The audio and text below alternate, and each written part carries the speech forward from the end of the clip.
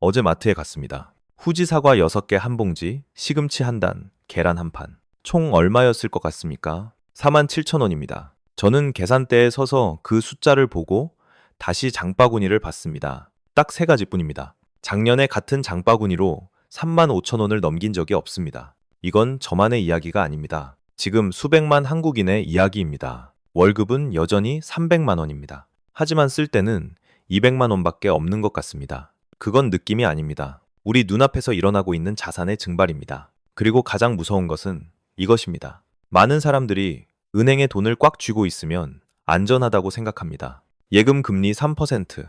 괜찮네. 안심하고 자자. 하지만 이 영상은 냉혹한 진실을 증명해 드릴 것입니다. 그것이 바로 자기도 모르게 가난해지는 가장 빠른 길입니다. 많은 분들이 무슨 생각을 하시는지 압니다. 매일 댓글을 읽으니까요. 전문가들은 달러 사라, 금 사라고 하죠. 근데요, 밥값도 한 푼 한 푼 계산해야 하고 월세도 모자라는데 투자할 돈이 어디 있어요? 압니다. 정말 압니다. 이 영상은 계좌에 수십억 원이 있는 슈퍼 부자들을 위한 게 아닙니다. 저처럼, 당신처럼 월급쟁이를 위한 것입니다. 아르바이트하는 대학생을 위한 것입니다. 매일 가계 지출을 관리하는 주부들을 위한 것입니다. 구명부표가 가장 필요한 사람들이 보통 가장 안내를 받지 못하는 사람들입니다. 오늘 10,000원으로 시작할 수 있는 2가지 자산 보호 도구를 알려드리겠습니다. 맞습니다. 아메리카노 한 잔 가격입니다. 그리고 다가오는 중요한 경제 신호들을 놓치지 않으시려면 지금 바로 구독 버튼을 눌러주십시오. 이 폭풍을 함께 헤쳐나갑시다. 해결책을 말하기 전에 먼저 적을 알아야 합니다. 이 도둑은 복면을 쓰지 않습니다. 칼을 들지 않습니다. 한밤중에 당신 집에 침입하지 않습니다. 대낮에 모든 사람 눈앞에서 활동하지만 거의 아무도 알아채지 못합니다. 그 이름은 인플레이션입니다.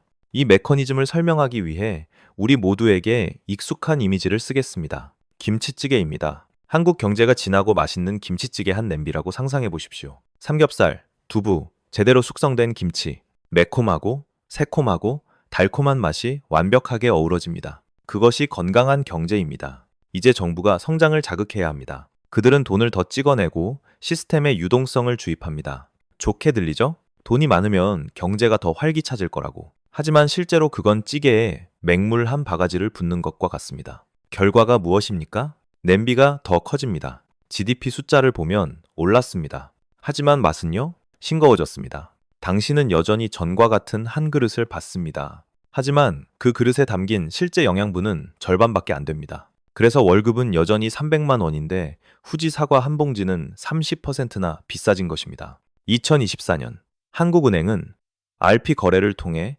6.5조 원 이상을 풀었습니다. 이 숫자는 단 8개월 만에 13배로 늘었습니다. 통화 승수를 적용하면 경제에 실제로 흘러든 돈은 80에서 90조 원에 달할 수 있습니다. 80조 원, 강남의 모든 아파트를 살 수 있는 금액입니다. 하지만 그 돈은 당신과 저의 주머니로 흘러가지 않았습니다. 어디로 갔습니까? 부동산으로, 금융시장으로, 이미 자산을 가진 사람들의 주머니로.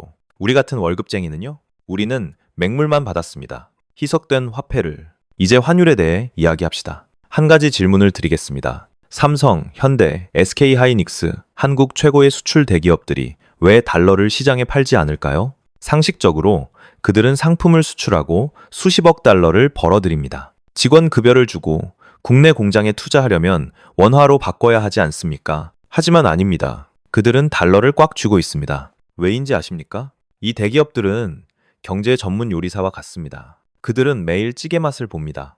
찌개가 희석되고 있다는 걸 압니다. 지금 원화의 맛이 예전만큼 진하지 않다는 걸 압니다. 그래서 그들은 달러를 보유합니다. 가치를 유지한다고 믿는 것을. 이것은 거의 아무도 눈치채지 못하는 극히 중요한 신호입니다. 수십억 달러를 보유한 대기업들이 폭풍에 대비해 구명조끼를 입고 있다면 왜 당신은 평범한 사람이 여전히 비키니를 입고 일광욕을 하고 있습니까? 원달러 환율은 이미 1400을 넘어 1450에서 1500구역으로 향하고 있습니다. 이건 무작위 숫자가 아닙니다.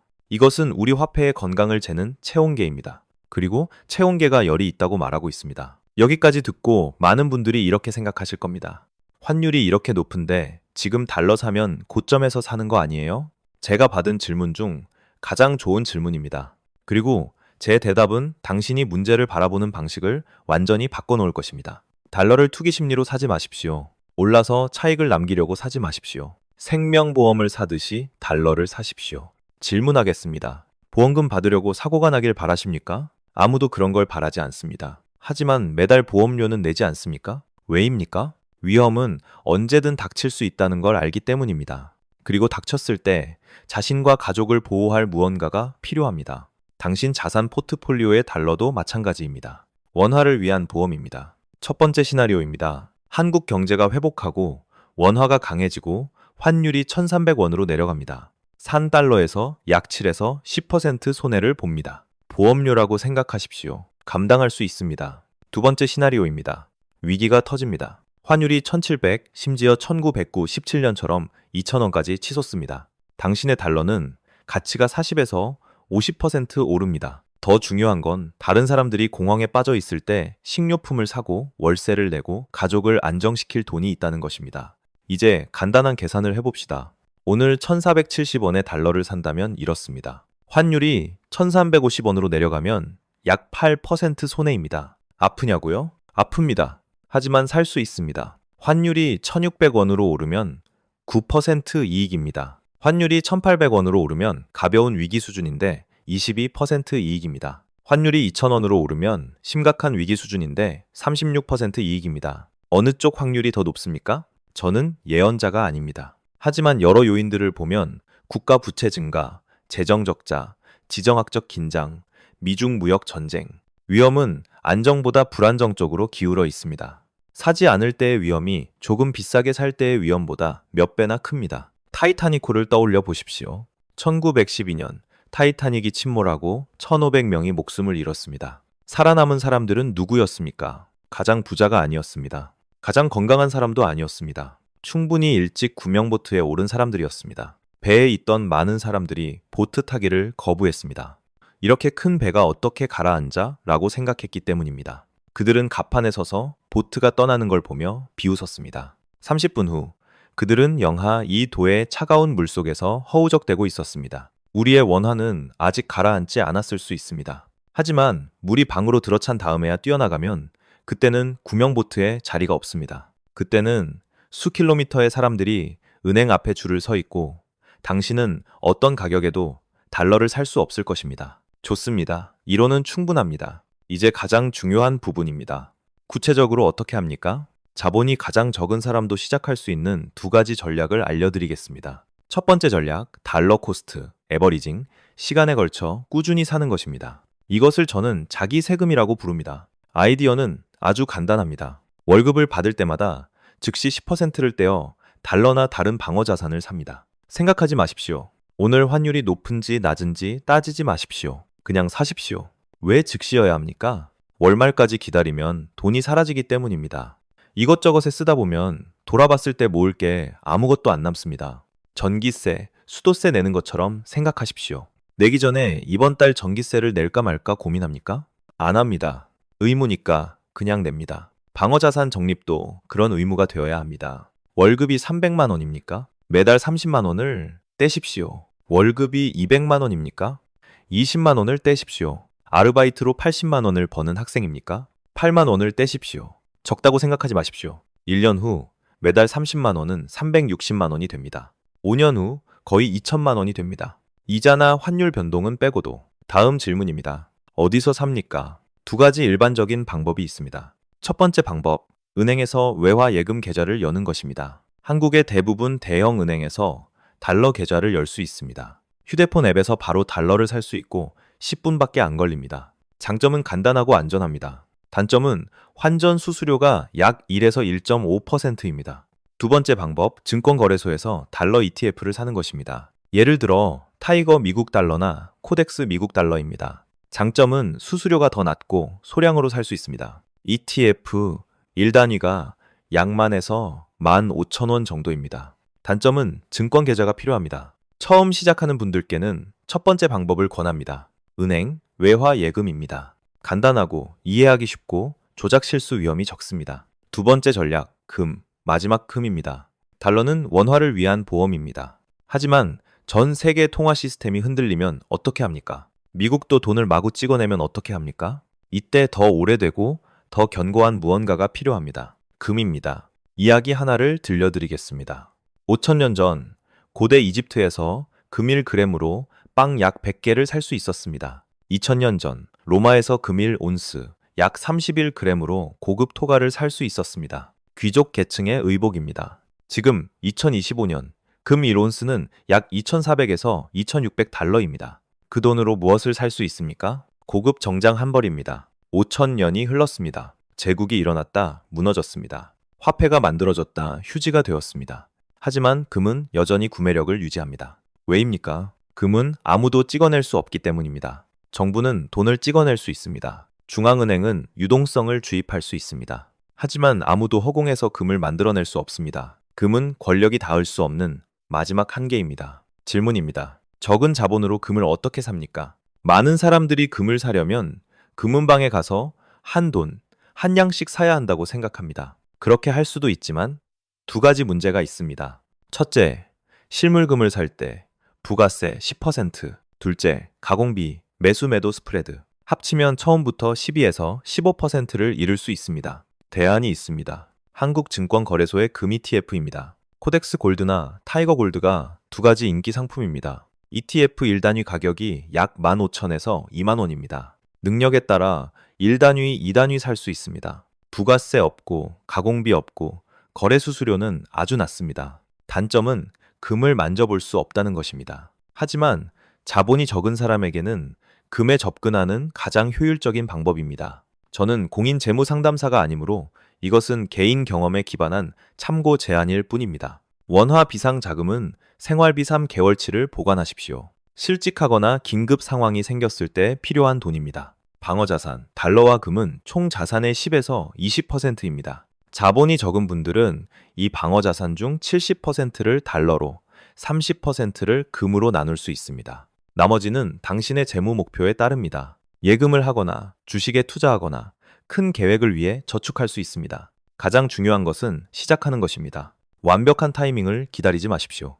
완벽한 타이밍은 바로 지금입니다. 하지만 상황이 나빠지고 있다는 걸 어떻게 알고 방어 비율을 높입니까? 추적해야 할 조기 경보 신호들이 있습니다. 경제는 하룻밤에 무너지지 않습니다. 항상 미리 알려주는 신호가 있습니다. 문제는 대부분의 사람들이 그 신호를 읽을 줄 모른다는 것입니다. 오늘 직접 추적할 수 있는 3가지 조기 경보 신호를 알려드리겠습니다. 금융 전문가가 아니어도 됩니다. 첫 번째 신호, 암시장 환율 격차입니다. 공식 환율은 은행에서, 구글에서 보는 환율입니다. 하지만 아는 사람이 적은 또 다른 환율이 있습니다. 암시장 환율입니다. 은행에서 달러가 부족해지기 시작할 때, 외화 공급이 고갈될 때 암시장이 먼저 반응합니다. 사람들은 달러를 얻기 위해 공식 환율보다 더 높은 가격을 기꺼이 지불합니다. 암시장 환율이 은행 환율보다 5에서 10% 높으면 그것은 황금 신호입니다. 표면 아래에서 뭔가 일어나고 있다는 뜻입니다. 1997년 IMF 위기가 터지기 전 암시장 환율은 공식 환율보다 20%나 높았습니다. 이 신호를 알아채고 일찍 행동한 사람들은 살아남았습니다. 알아채지 못한 사람들은 모든 걸 잃었습니다. 두 번째 신호, 국채금리입니다. 이것은 국제시장이 한국을 얼마나 신뢰하는지 재는 체온계입니다. 10년 만기 국채금리가 급등하면 무슨 뜻입니까? 국제 투자자들이 한국에 돈을 빌려주는 대가로 더 높은 위험 프리미엄을 요구하고 있다는 뜻입니다. 그들이 말하고 있는 것입니다. 예전만큼 당신을 믿지 않아요. 돈 빌리고 싶어요? 더 높은 금리를 내세요.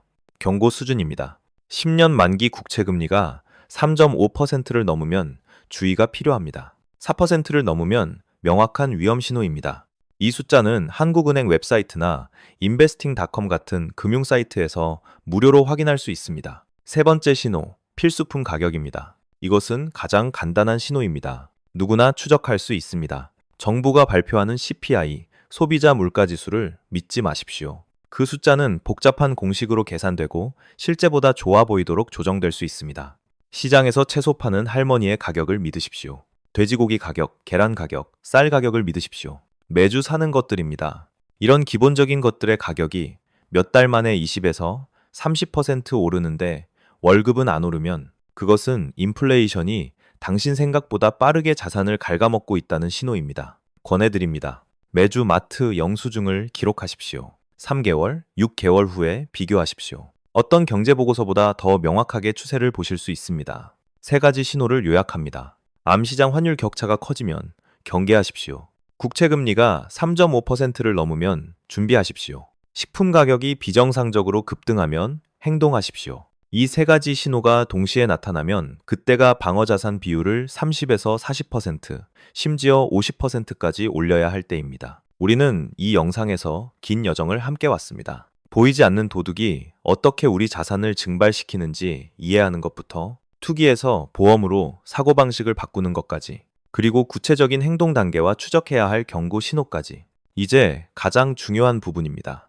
이 영상을 끄고 나서 당신은 무엇을 하겠습니까? 환율이 1600, 1700원이 된 다음에 은행에 줄 서러 가지 마십시오. 그때는 줄이 수킬로미터입니다. 그때는 구명보트의 자리가 없습니다. 그때는 훨씬 비싼 가격의 달러를 사거나 아무것도 못 사게 됩니다. 1997년 IMF 위기가 닥쳤을 때 두 부류의 사람들이 있었습니다. 첫 번째 부류는 말했습니다. 별일 없을 거야.